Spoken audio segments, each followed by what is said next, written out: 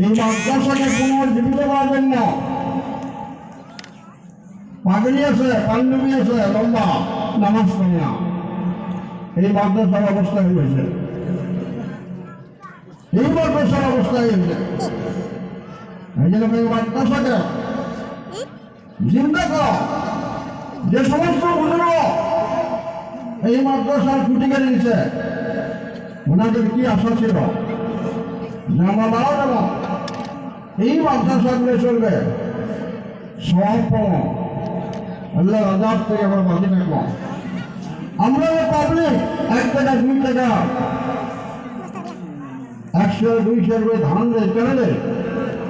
Follow করে নাজাতের জন্য, ফলো করে যেটা আল্লাহ জাহান্নামে না দেয়।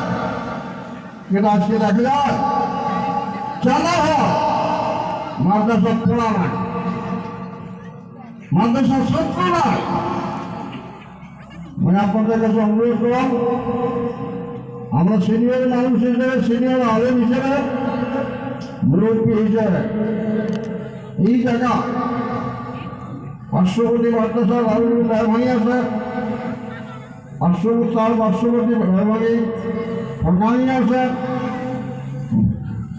মাদ্রাসা পূর্ণ দেওয়ার জন্য ছাত্র দেন এবং ওস্তাদগুলার কেয়ার করে লক্ষ্য দেন যে ওস্তাদ খালি কালেকশন করবে না, পড়া পাইবে, এটা লক্ষ্য দেওয়ার ব্যাপার। আমরা ছাত্র দেওয়ার জন্য রাজ দিয়েছি, ছাত্র দেব মাদ্রাসার পূর্ণ পর্যায়ে উন্নতি আমলগুলো রাখবে। কথাটা অনেকের ভালো লাগবে, অনেকগুলো বেয়া লাগবে। টিচার মিটার আসলে মানুষ ঠিক হয় না, টিচার মিটার আসলে মানুষ ঠিক হয় না।